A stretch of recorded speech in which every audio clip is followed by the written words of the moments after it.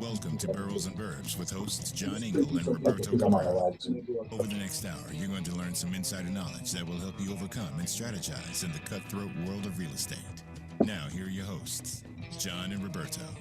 Welcome, everybody. Boroughs and Burbs, number 129. Today, we're doing real estate staging with two experts, Lisa Hynes from Stage to Show and Mike Lubin from Brown Harris Stevens in New York. But first, let me introduce my co-host.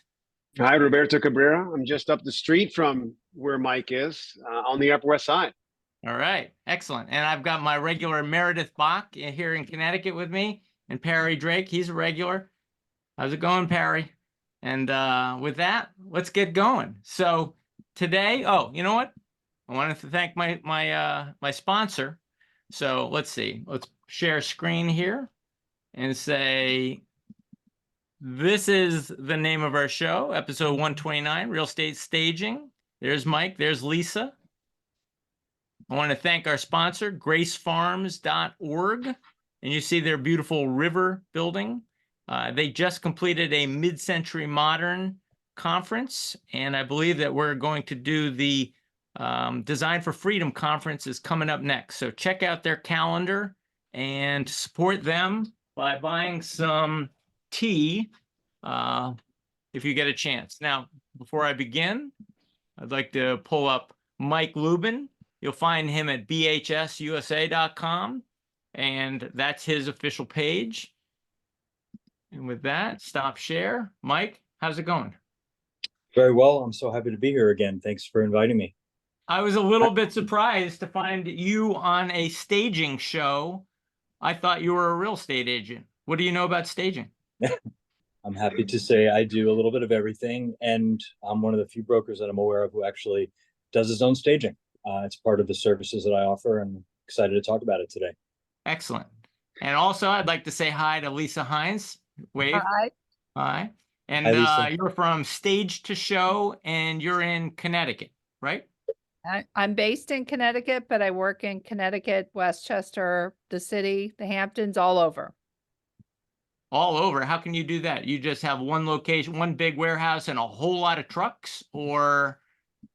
Yes, we have a whole lot of trucks and vans and designers and a pretty big staff. And we have a 35,000 square foot warehouse in Stamford, and we service all the surrounding communities, and we stage near and far. How big a warehouse? It's 35,000 square feet. Goodness. And that's where? In Stamford. Stanford. Wow. That's I've got 1,000 something. questions. You want to start, Roberto, or should Well, I want to start by saying that I work with Mike, and he's one of my colleagues. He works tirelessly, does it all, knows it all, and does it with like such care, and he's gentle.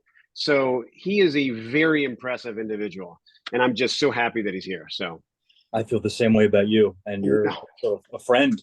It's wonderful when we can be friends with our colleagues.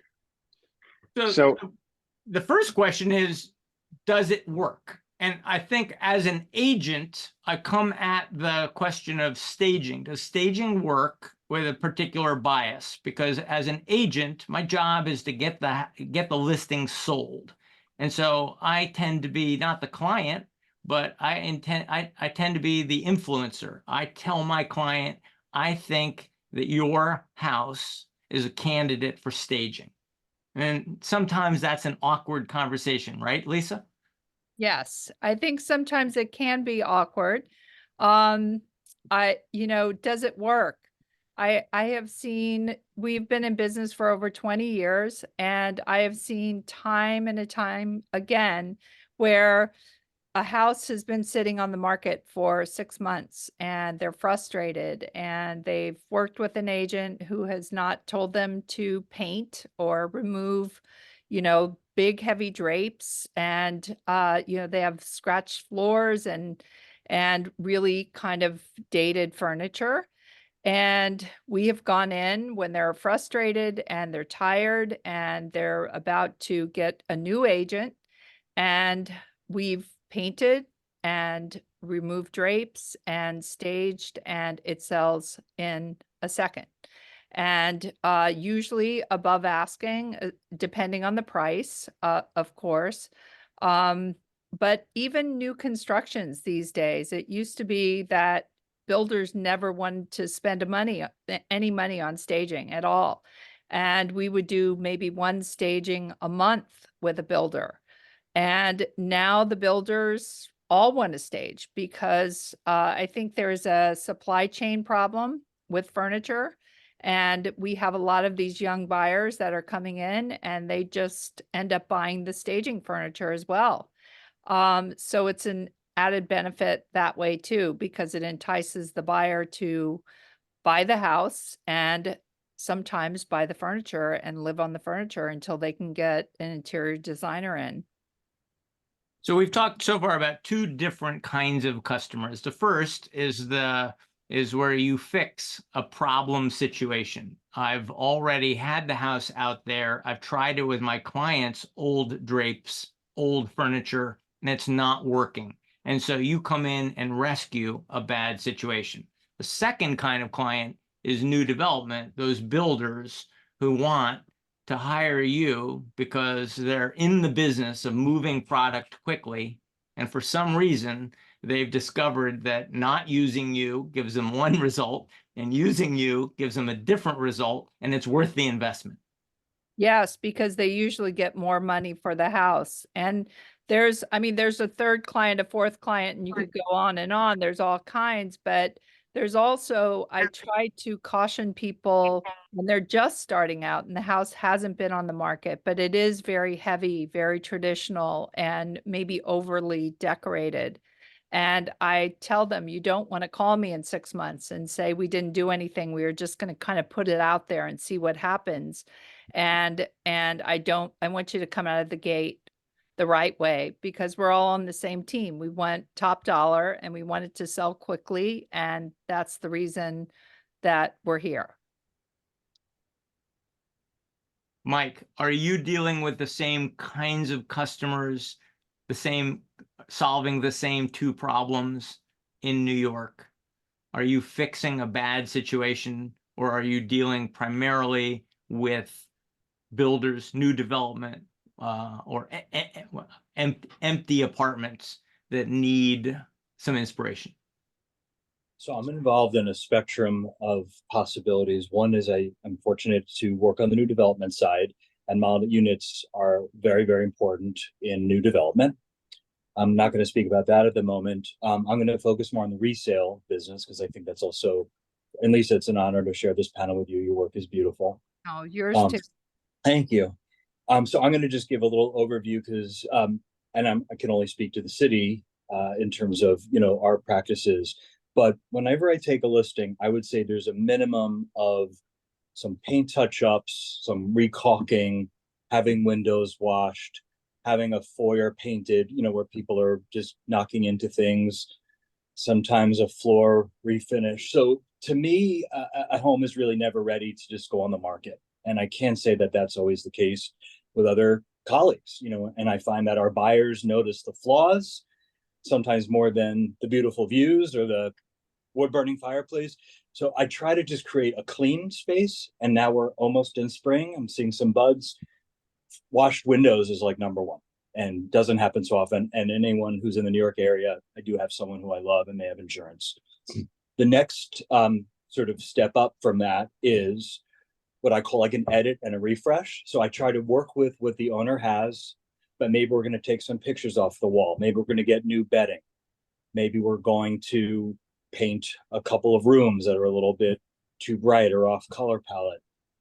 And we try to work with what's there. And it's also sensitive because, as Lisa was saying, this is someone's home and it's a gentle, delicate process. And it's often where they raise their children or where their spouse has passed. Staging is a very sensitive, delicate job. And also they don't want to spend money. What client who wants to sell their home wants to, spend a decent amount of money to prep it? They just want us to sell it. Can I just ask you to pause? Because I want to follow up on that question. Sensitive. You're the agent. Is it not uncomfortable for you to say to the client, I'm sorry, but your house stinks and I'm going to fix it? don't you want to point to somebody like Lisa and say, I want to bring in a professional, don't take my word for it, and make Lisa the bad guy? I love stagers, and a lot of my colleagues use them. I do it personally because I love the creative process, and I'd probably be an architect or designer if I weren't a broker. So for me, it's a fun thing. Roberta knows this about me. It's a fun additional aspect to my life. I don't recommend brokers use my approach. They should be hiring professional stagers. Okay. Okay. It's just me. It's very much a personal thing for me. And my line is, and I'm sure Roberta says something similar, our line is, we want to sell this apartment for the most amount of money in the shortest amount of time. And this is also like, it is delicate. We don't hit them with this conversation all at once. My first step is usually I'll bring in my paint touch-up guy, and we'll say, for a couple $1,000s. And by the way, this is a seller cost. I do not pay that. And it's very important to say, you know what, a clean, fresh bathroom, caulk, sometimes it's replacing an appliance. We have that conversation. Then we have to ease into it, and Lisa, I don't know if you feel that's the case with your clients as well, because it's maybe a bit, it could be intimidating. I have a client right now who I've told them we need to do this, and she said absolutely not. All these agents come in and they tell me to just whitewash everything, and I'm not going to do it. And it's a $4 million house. It's a beautiful, beautiful house in New Canaan, and she has said, "Don't ask. I'm not disrupting my life just to put it on the market. My stuff looks just fine." And I'm sure when she hired a professional decorator back in the day and spent a lot of money on these drapes and the silks and I'm sure, it is beautiful, but it is particular to her.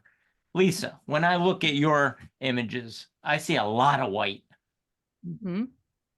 Yeah. So I'll talk about the white second, but I just wanted to kind of tag on what you said before with clients that say, no, don't even talk to me about it. I've already decided not to. I think that it's wise just to have them have a conversation with a stager, because I don't speak, I'm sure like Mike, we're not speaking from our egos. We're speaking from history and experience. And we can say, here's a house just like yours. Nobody's house is just like somebody's house. As we all know, their own house is their favorite house. But I can speak from history from, we did a house right across the street on your street. We did one around the corner. I speak from experience and history, and I'm, like I'm sure Mike is, because of what you were saying, you have to be very gentle with the client and compliment what they have done and appreciate that, people have died there. There have been kids raised there, and there's a lot of emotion involved, and you have to be super careful with the way you talk to them. So I've had people who have said absolutely not, and the brokers have said, will you just have a conversation with them? And I've gotten them to stage. We had one in New Canaan. Can't remember the street, but the woman said, I grew up here. I can't even look at this house after it's painted and staged. I won't even look at it. And she went in after we were done, and she cried when she saw it, and she wanted to buy some of the furniture. In a good way?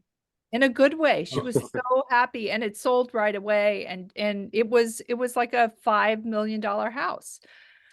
So, that conversation comes with a balance, though. Also, Mike came to, it was a Park Avenue apartment that I was supposed to get listing. The brokers had it for a year. Mike said, listen, I'll come along. Let me just, give you my opinion, whatever, and I'll come over. And he was just talking to me, and he met me, but he came in and he had almost an effusive sense, like, this is an amazing apartment. Oh my God. And he went through a litany. He went through a laundry list of, like, it's amazing for all this. But we can make this so much better. This is what we have to do. And he was like, get it all out of here. And it was someone who's never going to come back to the apartment. And he was like, we just have to redo everything. And then they ended up selling to the old broker because he brought some low ball offer and they're never going to go about it. But his approach was very much, and it was very clinical. There wasn't emotion when it came to just, this is what has to happen. It's like going to take your car. It's like, this is messed up. This is messed up. You can drive off the lot and it's going to break down, but we can just get it fixed and you're going to be good to go. Yeah. And it was really, and he was just talking to me and I felt like a client when he came in. It was great. Beautiful. I recognize I don't have that eye that Lisa has, that you're saying Mike has, that when I walk in and they say, what should I do? I say, we need to declutter. We need to paint here. We need to paint there. But quote you unquote, also say, let me ask my wife. well, I say it looks fine. And then some other member of my team who gets it, who has a better eye for this, will say it's being just fine is not good enough. We can elevate this to a whole nother level, you know, if we just bring in a professional. And that's why I brought in Lisa. I'm going to pull up the screen and show what you did to a house I've got on the market. Let's see if I can find it. Let's see, Trinity Pass. Now, this house was on the market for all of last year and didn't sell. And now you see what we've done to it.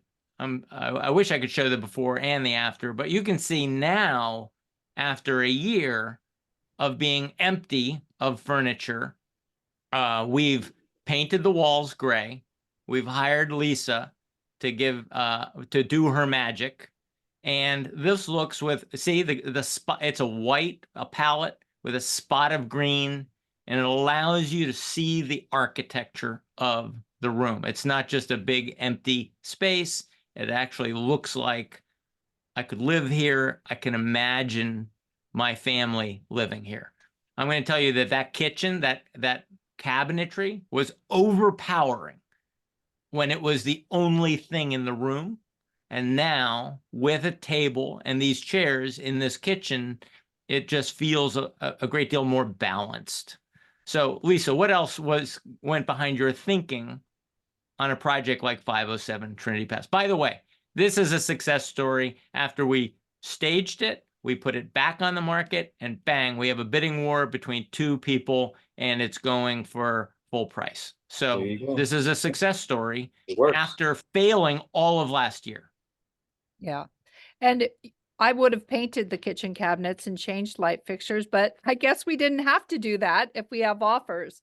But, you know, going back to your white question, John, we do, you know, I think as stagers, and Mike can probably attest to this as well, people say, oh, everything looks the same and there's no color and it's all white and, you know, those kinds of things. But the point is, it gets the house to sell, and white offers cohesive. Why is white sell houses? I think, you know, we all know it's emotional, and I think it appeals to a very broad audience. And not everybody loves white, but I think it offers a continuity. It offers a calmness. It offers, as I said, a cohesiveness, and it just makes you feel like you're in a spa when you walk in. And I think there's something else too. The worst thing we ever hear about these listings, it's a dark apartment. It's a dark house. It's about light. Doesn't matter. You could be a modernist. You could be traditional. People want light. They want, and I think especially online, people are buying an apartment or a house probably online in 5 seconds. They're going to look at a picture, then they're going to move on. If it looks light, doesn't matter if it's traditional or modern, they don't rule it out. Dark, Lisa, I agree 100%. I would have spray lacquered those kitchen cabinets and you replace lighting. I go to Home Depot for $150. They actually have phenomenal lighting because it's knockoffs of real things. And you can get simple lighting and spraying a kitchen cabinet suddenly literally renovates a kitchen for $10,000. $15,000. All right, I'm Can I gonna ask pick a question to Lisa? White is also clean. It's just clean. You know, there's a, It's fresh. I don't know, you Yeah. remember the blue plate special? The plates were blue, so it was unappetizing for people to eat too much. But I mean, Mike, white is just clean and simple. Mike, I this ask a is an question? example. Hold on, Meredith. Mike, these are examples of before. Yep. This looks white. This looks, like I said, in the good enough category. This looks That's light before. filled and white. What's wrong with this? Why did you feel the need to stage this apartment? Well, those are all the before photos. Yeah. Number one, you, Roberto, and I, we're trying to get someone to see a house or an apartment as a home. And a home is not just a concept, it's an emotional experience. Can I see myself there? Can I bring my children there? Would my mother want to live with me there? Buying a home is an emotional experience. So we have to play to that aspect of the transaction. I don't think of it even as a business process. See, the wood paneling is now white. I Yay. kept the original wood beams because they're gorgeous. They're 150 years old, and that's real texture. And I do bring in color. I use a light gray. I use white. I'll use, like a light taupe. But I feel like one of my signatures is I don't shy away from color, but I'm also working in a different market, and I'm trying to create a little bit of personality, And so I don't like to overwhelm with color, but I used a green sofa, but it's a big open bland loft that doesn't have 13-foot ceilings and crazy details. So I brought in some personality. Thank you. And I like these chairs, it's just, and Lisa, one of the things I like about what you do is we want people, the best compliment for something from someone who sees our work is, oh, I didn't even realize it was staged. It looks like maybe, I thought maybe this was someone's home. Yeah. That's our goal, Yeah. is to sell it, but to kind of fool people a little bit. Yeah. Tell Looks me like- Tell me about breaking up something I the wanna space mention. into multiple rooms, because it looks like you've got one big. You have 4 spaces. I broke up one space into four rooms in one Mm. space. How? I have 4 distinct living spaces. I have a living room, dining room, like a little lounge, and then a home office area. The room is 50-something feet long. And that's something designers do and homeowners do not do, is you create multiple seating areas, multi-use. And that's actually a whole other area. You just walk right in, there's no foyer, so I put the bench. Mm. But I do want to That's just nice. reference that last photo is I use real plants. And I think there's something important about that. You bring in life. Fake plants and fake fruit, often those are real tangerines. There are certain things that I do that I think spending a couple extra bucks makes a difference. I also like buying the tangerines and buying plants. It adds a little personal something. And I think when someone sees a real plant or they smell fresh fruit, it also adds a little bit of a sensory experience. See, that's very white, but it was an empty, nothing room. Now you have scale. Because part of what we do with staging is showing scale. The first thing people ask is, can I get a king-size bed in here? It could be a 20 by 40-foot room, and they're asking, can I fit a king-size bed? So staging is also about geometry. Mhm. Yep. I think everybody wants to do staging, and it's about how much. I love that. I like that perspective, actually. I do And- like and- this as well. It takes an love that. enormous room and breaks it into an office, and then I guess a lounging area and a dining room and a living room. It's great. And you saw the It's really before. well The done. before looked like nothing. You had the cheap wood paneling, and you had a big empty room. Yeah. And I How think long did it take you to achieve that? 2 days. it's great. Thank you. Wow.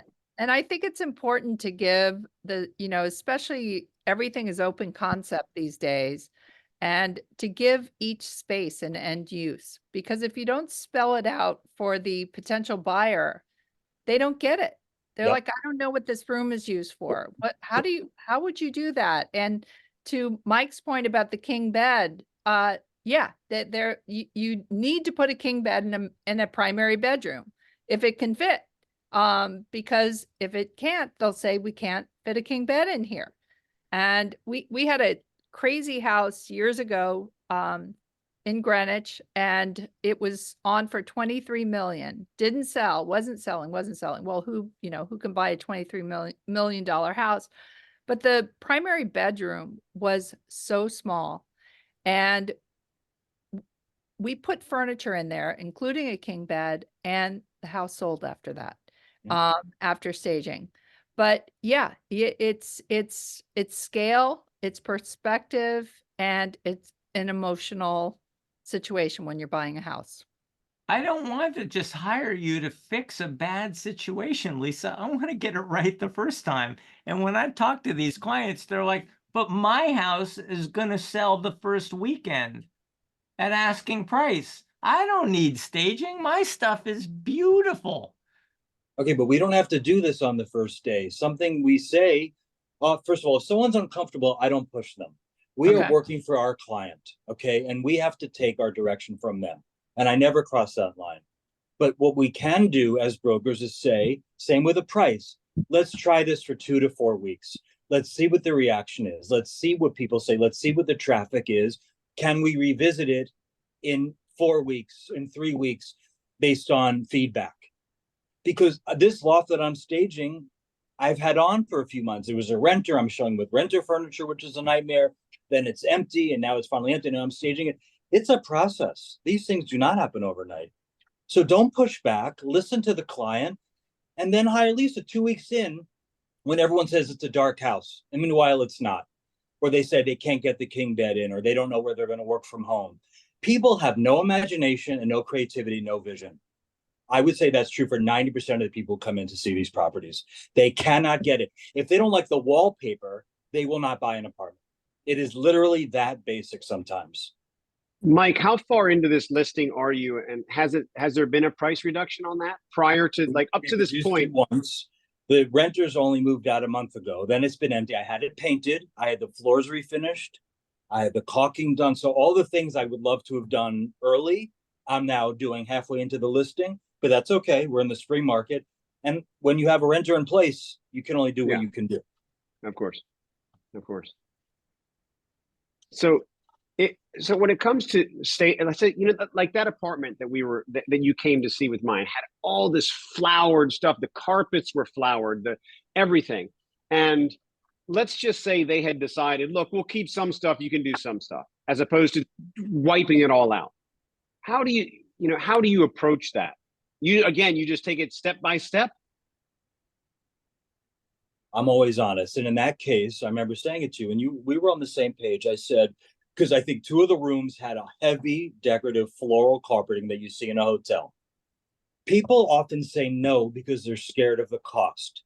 They think I have to repaint, that's $100,000. New carpet, that's $50,000. Well, when you're Lisa or I, if you're doing this, you know how much things cost, you know how to get it done on the cheap. I have a carpet person that will recarpet a bedroom for $1,500, $2,000. Light gray pile, cheap carpeting. So when you start to explain, I know this sounds overwhelming or it sounds expensive, let me run some numbers. When they see that it's not as intimidating as they fear, they get it. But it takes time and you have to ease them into it. Yeah, I agree. I think you mentioned light fixtures before. I think that's something, in some of these big houses where there's 56, 75 light fixtures in a house, they get scared and they're like, oh my gosh, how much is this going to cost? And I send links from Wayfair, from Amazon, and they look like Circa lighting, but they're inexpensive. And yes, we have our arsenal of people who will spray, kitchen cabinets and bathroom cabinets that are brown, and people that will redo floors, just sanding it down to where it looks like white oak and just putting a water-based, finish on top. So yeah, it's overwhelming. And I always say, don't be overwhelmed. You'll get the proposal, everything's spelled out, and let it digest for 3 or 4 days, or as long as you need to think about it. And it's all a discussion. You don't have to do everything that I'm suggesting. The first floor and the primary bedroom are the most important. And beyond that, we can, you can fix kids' rooms with white bedding and, and decluttering. And did you just give me permission to not stage the whole house, just the first floor and the master bedroom? Yeah. So for sure, I think you know, you can get a sense when you're walking around with people. Like I get people that say, listen, I want top dollar and I want this to sell over asking and I want a bidding war, and tell me absolutely 100% of what you would do. And I want you to look at the outside. Yep. What do I have to do? Do I have to mulch? Do I need to get new bushes? What should I do? And I know with that client how to write the proposal. They want everything. And so I will do every floor in the house. And then you have other people, they're like, I'm on a budget. And, you know, sometimes I can get them to say, well, what is your budget? And then I just back into it. So first floor in the master usually can sell a house, but I always feel like it's eye candy to go from room to room. Like you have a primary bedroom, but then right next to it, you could do a little nursery, you could do a girls' room, a boys' room, you do a playroom, you could do a media space. There's all kinds of things that you can keep doing. And yes, every little bit helps. And I think that, you know, you put 10, 15, 25 into a staging, you're going to get at least 3 times back, sometimes 10 times back. I mean, we had a house in Greenwich that went for over $1 million over asking on Clapboard Ridge. So the numbers are crazy. I think there's also something to say to our clients, which is that the pandemic changed everything, but we are living in a completely different world in terms of media and marketing. And our older clients, and older, I'm including myself, anyone over 35, 40, we are living in a visual world where it's all about Instagram and TikTok and social media, where everyone is an influencer, everyone is showing $1 billion yacht and house. So we are embedded in images of what Kim Kardashian and everyone else lives like. So people used to feel more open-minded and had a broader spectrum of what good design was. Okay. So now people who have no design instinct or appetite or finances have this sophisticated palette because they're seeing the way very wealthy, famous people live. So we can't get away with what we used to get away with before. The expectation is higher. And we can't ignore that. You know, it's like brokers saying, I'm going to be off social media. Well, that's great. I mean, if you have that clientele, you don't need to be. But most of us need to have a presence, because the first thing our potential clients do is look us up, Google us, look at our listings, look at our image and our bio, or we'll never hear from them. So it's the same with a listing. It has to compare to what people are seeing online, in magazines. And that's something that our sellers, if you explain to them, they'll usually get it because it's logical and it's true. We're not making this up. It's reality. The other trick I have is ask them. So I'll have an opinion, and it's very sensitive. I'm about to list an apartment. It's in a townhouse. It's a beautiful home. I sold it to the clients several years ago. Lovely couple, and the wife passed. And the husband has been devastated. This was his best friend. And I knew the wife, and they were the most lovely, adorable couple. So now we're selling the home, and you can imagine how sad it is. And any change is very emotional because his wife decorated the house. And I'm trying to bring light into it. And if I were to be directive, if I were to give him too strong of an opinion, it would make him uncomfortable. So we're going through and I'm asking him questions. And I'm saying, do you feel that this heavy carpet is making this room feel darker? Because I think because it's on the first floor, we need to emphasize the light. And if we have sunlight, it's going to bounce off the hardwood floor. If I'm telling him, he's going to get defensive and he's going to get reactive. I'm saying, because he's now looking for a home. So have it, at least use the word, it's a dialogue. If they feel like we're asking them or we're listening to them, it's more palatable. And brokers sometimes just speak without listening. Wow. That was great. Yeah. That's when I find resistance, I tend to find, I look up the other listings that they're going to be competing with, and I show them the photographs of those. And typically the photographs are so curated, you know, even when it's the day of the photographer, you move everything out of the way and you put everything back. But it's like, this is what you're competing with. If someone's going to go see that and then they're going to come see yours, we're not going to, it's like going into it from a new car showroom and going to your car, you know, look at all the stuff that's in your car, you know, it's a big difference. And then the other thing really is that explaining to them that, look, you're living in your home. It's lovely, but we're in a different gear now. Now we need to sell your home. So this is a completely different approach. Now we have to look at this differently. And I explained to them, you know, for at least for myself, I've been doing this 25 years. I've walked with buyers into so many spaces, and I know what enlightens them and what triggers them and what allows them to see the space. Like if I can't see the corner over there, that's a problem. And when apartments are empty, it's like, you know, that's interesting because, you know, when you buy something, you go through that final walkthrough and everything's empty. And then all of the little imperfections show up. And it's Oh. always that everybody goes to walk through. And there's that moment where like, is this what I bought? Oh, Everybody, there's this level of depression. But when you're selling a place, if you're giving them that right off the bat, it's just you have to stage it. Yeah. Let's get, I love this line of questioning. I want to get deep now on the psychology of showing a house, showing a staged house, and what it is, Lisa, what it is, Mike, that you're trying, what emotions are you trying to evoke? It's not enough to just say, I want it to be light filled and white is easy. I mean, I think that, I'll go first.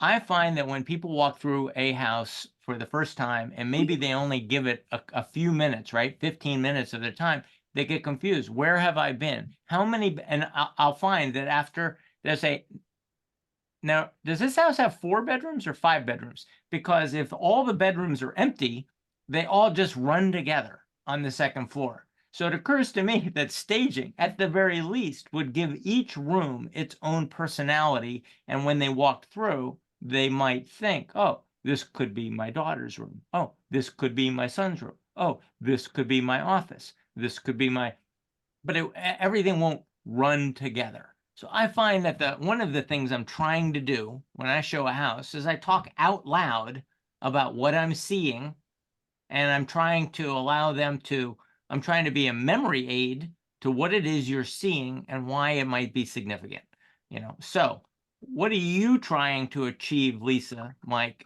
in the psychology of showing a house, and how does staging support that? Well, I think everybody wants to live the dream, right? Whether it's your first house and it's 2,000 square feet or 1,500 square feet, or it's, you know, your fourth house and it's 15,000 square feet. I think everybody wants to live the dream.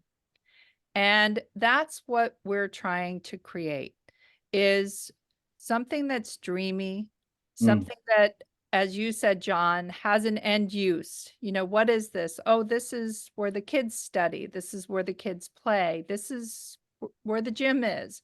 And so we're trying to convey that dream that Mike said, that they see, the Kardashians and how all these people live.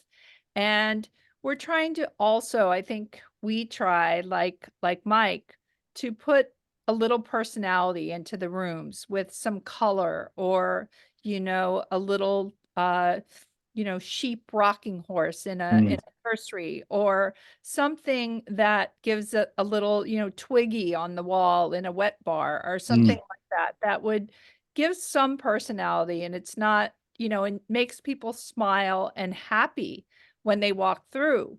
Because, you know, again, the dark issue, you know, brown floors, brown table, brown chairs. I mean, and we see that every day, all day long. And then, you know, people walk away, and the homeowners and the brokers, you know, sometimes don't convey to the homeowner, like, why is this house not selling? They say, oh, they're worried it has this, it has that. And they never say anything about the furniture, but it is the furniture. And I know it's the furniture. So I think, you know, bringing light in, making it dreamy, making it spa-like, making it theirs, that it's, people can look at it and say, I need to live here. I have to have this house. I think even if the furniture is okay, it occurs to me that in some of these, maybe all that's needed is to remove half of it. I know that I've been in houses, I've priced houses before where I feel like I have to pull my elbows in tight to my side in order to navigate through the house, because I might bump, because there's so much stuff around me and it doesn't allow me to actually see the house. I'm seeing their stuff. I'm seeing their collections everywhere, and it's drawing my eye to all the things I'm not buying. So when is it that so staging isn't always about adding furniture. Sometimes it's about eliminating. What's the psychology behind that? Well, do you want me to answer or do you want to answer, Mike? You jump in, then I'd love to follow up after. So what we do is when somebody's living there and they're not moving, they haven't bought a house in Florida or North Carolina and they're staying there. I try to use as much as I possibly can. Me too. First of all, it makes the client feel like their stuff is worth something Mhm. and that you like what they have. So even if it's an insignificant, like little end table, I'll say, oh, that end table looks so nice. We'll use that. And we'll use your coffee table. And you have a white sofa. It has kind of traditional arms, but it's fine. We'll put some pillows on it and, a throw and it'll look fine. So I try to use a lot of their stuff. And, you can't have clutter. You can't have, somebody said something about a corner. I think Roberto, you can't have stuff in the corners. So I just say clear all but the bed and the rug or whatever it is. And, so we do a lot of homes where we use the people's furniture and we accessorize, or I will walk into a home that is perfectly gorgeous and doesn't need to be staged. I'm like, what am I doing here? You don't need me in here. And they're like, oh no, but it has to be perfect. And I'm like, it is perfect and you don't need me here. Your house is great. Put it on next week, get photos, you're good. So there are many different scenarios and so it's not just a clean white palette. I mean, you're showing houses where there was no furniture in before, so those all look great because they're all they're staged, they're beautiful, they're dreamy. But we work in many houses. I don't know if you knew that house in New Canaan West, John. It was a big $14 million house. We used half of their furniture and we used half of ours and it looked great. Yep, I remember that one. Here's It's one you old. did on Park Avenue in Rye, New York. Yeah.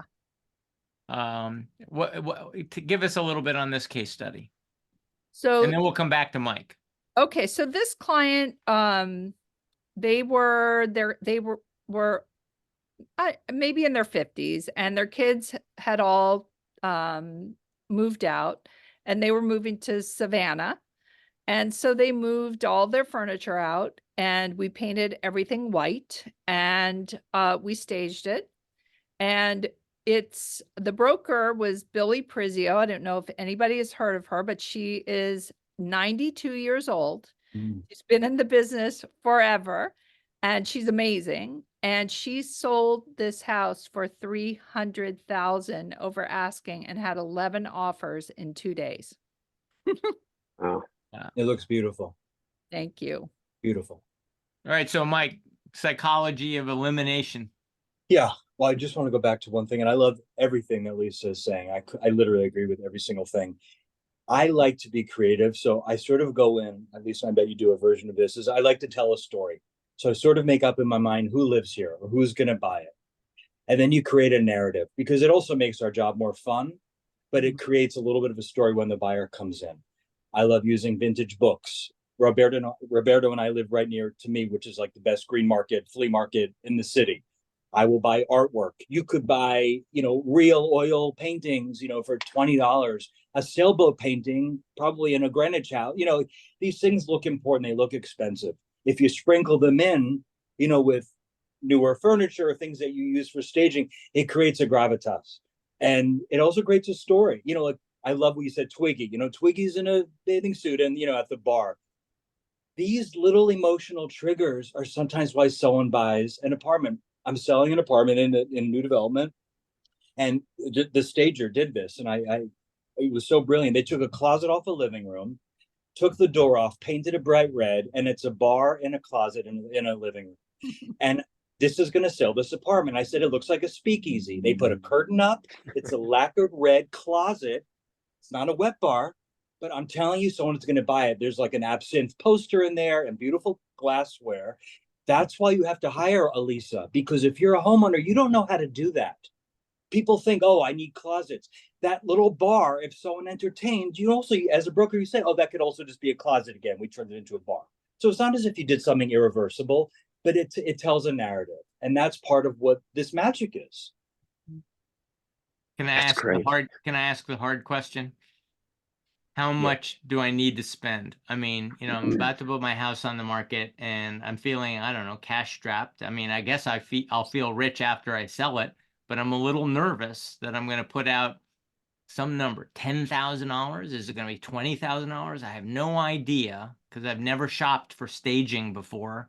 I have no idea what it's going to cost, and I have no idea what the result's going to be. So how can you help the agents on this call, Mary, Joanne, myself, Roberto, can you help us understand, the costs involved and how we can maybe walk our clients through this? Please. Yeah. So I think it depends on, there's so many factors involved, and it depends on the price of the house. If it's an apartment and it's 1 bedroom, it's going to be one price. If it's a $100 million house, it's going to be something else. And I think, the bigger question I get is when floors need to be done, kitchen cabinets need to be painted, bathrooms need to be redone, and they are looking at putting close to $100,000 into a house, but hopefully to get that back 3 times when it sells. So it depends. I mean, staging can be anywhere from usually starting at 10,000, but we're not always as crazy as we are right now. I mean, July, August, I'll do staging for, keep my people working and my trucks moving. I'll do something for less during, a slower time. But it depends. Right. So that's key. All us agents who already think we know everything should maybe take a pause. If I already think I already know what it costs to stage a house, maybe I don't, because it depends on the season. And sometimes you've got extra, you want to keep your people busy, and my client might get a break. Is that what you're telling me?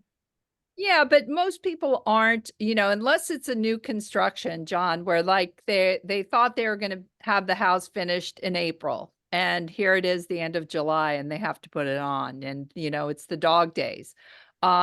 So I wouldn't say it really depends on the season. I would say that it's more the price of the house. But I will do things to, like I said, during, I wouldn't make that a public thing, even though I'm speaking to thousands of people, but it is true. And that's being honest. But I think, I will do things like in December. December is not typically crazy busy. We're busy, but people say, I want to get this on in January, like first thing right after the holidays. And they're not living in the home and they have to paint. And I say, I'll stage it in December and we'll start your 4-month clock in January when or February, whenever you list, because we're so crazy January through June with so many stagings that I would love to get it done a little earlier. So sometimes I'll give them a little discount if they let us get in earlier. And they also have a few months of staging free. Is there any tricks to best bang for the buck? You keep talking about paint. I love paint as the cheapest way to make the biggest splash. What else can you talk to me about? Bang for my buck. You did mention the first floor and the master, and it occurred to me that some of those are probably more important than others. Well, so I do keep talking about paint because I'm obsessed with paint, because I think that if a room is, Pepto-Bismol pink and they only have X amount of dollars, I will say stage one less room, but paint this room, because it's not going to put money in my pocket, but it's going to put money in their pocket and in yours as a broker. And it's going to help. And so the most bang for your buck, I would say, is first of all, curb appeal. It has to be clean. You can't show a house that needs to be power washed and is green, on the outside and there's weeds everywhere. So that's first. And then the foyer. You walk in the entryway, you have to be wowed by a foyer.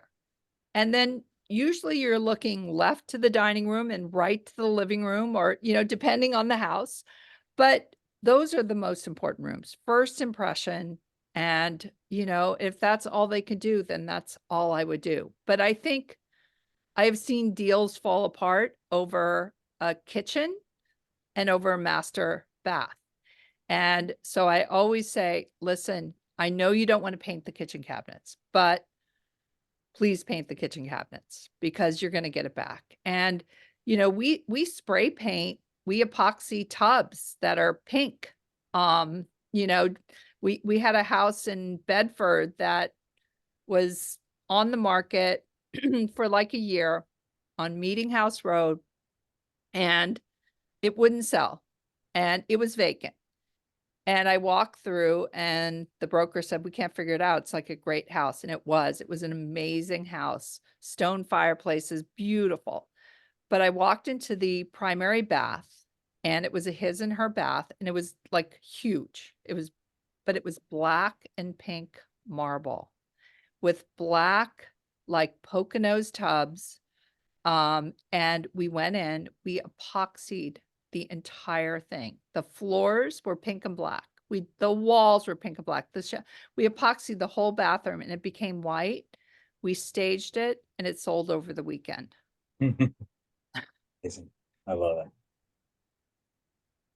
Roberto, is it as important in the city as it is out here?